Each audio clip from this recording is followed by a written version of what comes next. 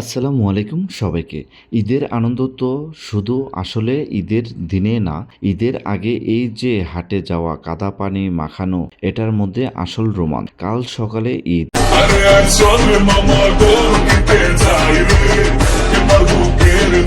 আকাশে মেঘের ডাক আর নিচে টিপ টিপ বৃষ্টি শুরু হইয়া গেছে, কিন্তু কুরবানি তো দেওয়ান লাগবো। তাই এই বৃষ্টির মধ্যে আমরা রওনা হইলাম।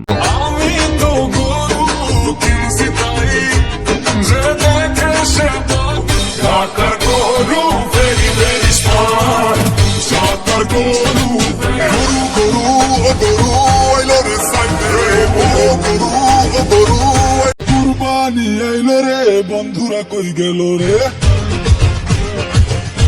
আমার পাগলা রকেট 5 লাখ দিলে তাও দিব না, তোমার দাম শুই না আমার পারবো কে ধরবো আমার পাগলা গুরু ব্যাপারি মামা চাপাই প্রথমা লাখ লাখ করিস না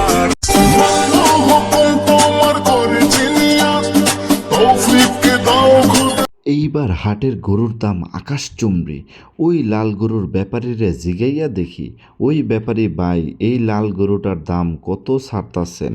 ওরে মামা, গরুর দাম দেখা কইয়েন, কুষ্টিয়ার 1 নম্বর মাল এটা। একেবারে খাঁটি ঘাস খাওয়াইয়া বড় করছি, দাম বেশি না, একেবারে 2.5 লাখ টাকা দিবেন, নিয়ে চইলা যাইবেন। দামাদামের সুযোগ নাই আজকে, রাত পোহালেই ঈদ।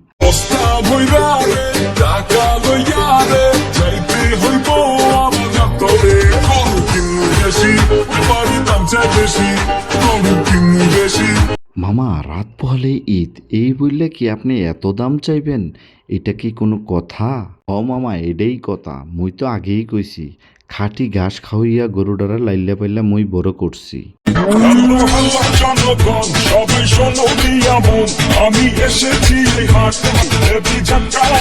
আমার লাঠিতে, আগুন বাড়ে ঘন্টায় দ্বিগুণ, কেউ 6 লাখ বলে, কেউ বলে আকার গরু, ভেরি ভেরি স্মার্ট আকার গরু। ব্যাপারী ভাই, দামটা একটু বেশি চাইতেছেন। বৃষ্টির কারণে হাটে কাস্টমার এমনিতেই পেরেশানির মধ্যে আছে, তার উপর আপনারা যদি এই রকম দাম চান, মানুষ যাইব কই?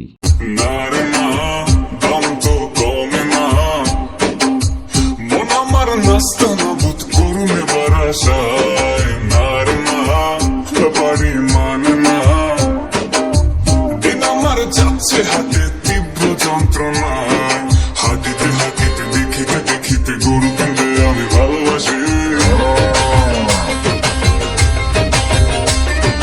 মামারে মামারে বোঝো না আমারে, গরুটা নিয়ে দে তাড়াতাড়ি। ব্যাপারী চাচা, আসসালামু আলাইকুম।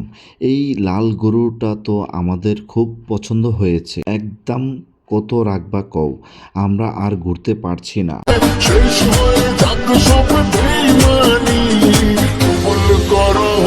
ওয়ালাইকুম আসসালাম বাজান, পছন্দ যখন হয়েছে তখন গরু আপনাকেই দিমু, আমি উল্টা পাল্টা দাম চামো না।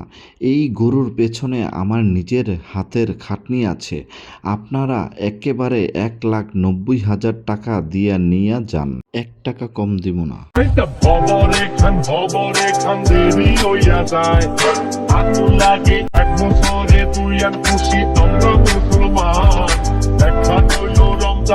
আচ্ছা যান বাবা, ঈদের উসিলাই দিয়ে দিলাম, আল্লাহ আপনাকে কুরবানি কবুল করুক। এই নেন, দড়িটা ধরেন।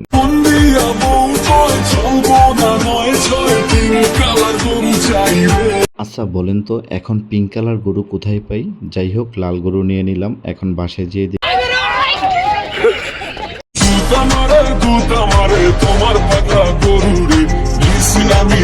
দেখি কি হয়। আর কার কার বউ পিঙ্ক কালার গরু চেয়ে ফোন দিয়েছে অবশ্যই কমেন্ট করে জানাবেন। আমি তো গরু কিনছি তাই, যে দেখে সে বলে কত নিছে ভাই, কে সামলে আমায় এ অবস্থায়, চলে না গরু তো চলে না, মন আমার নাস্তা না বুঝতে পারি না বারাসায়। ইয়া মামা গরু ডান। যদিও পিঙ্ক কালার গরু পান নাই, মামি বলছিল। আমার তো মামা বিশ্বাসই হইতেছে না যে এই কাদা আর চড়া দামের যুগে পার কইরা আমরা গরু কিনতে পারছি। মামা তুমিই সেরা, তুমি তো সেই লেভেলের দামাদামি করছো।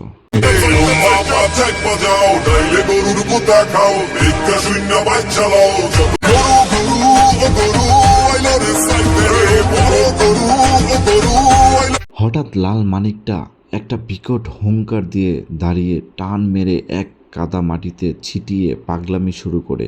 চারপাশের মানুষ ভয়ে দিক বেদি ছোটাছুটি শুরু করে। জানো শোনো পাপা একটা কিউট গরু আনছে, আল্লাহকে কিউট করে গলায় মালা পড়ছে। যেই এলাকাতে গরু আনা শুরু হয়েছে, জানো আমাদের গরুটা না বড় হয়েছে, বাট ও ভাই ধরেন ধরেন, রশি শক্ত কইরা নাইলে মাইনসের উপরে উঠতে যাইবো। যেই আমি গরুর সাথে সেলফি নিতে গেছি, দুষ্ট গরু গুতা মারছে, আমি কি করছি? হেলা দুইলা চলে গলাতে মালা, রঙ্গ বাহার কত লাল সাদা কালা। ওরে সাবাস ভাইজান, আপনার কলিজা তো একেবারে বাঘের কলিজা। পুজতে সকিলো পুজতে কি মজা লাগে গরুর হাতে রে আমি নিজে গরুর মালিক হইয়া ভয়ে কাদায় স্লিপ খেয়ে আমি রশি ছেড়ে দিছি, আর আপনি ধরে রাখছেন। আপনার জিদ আছে অনেক ভাই।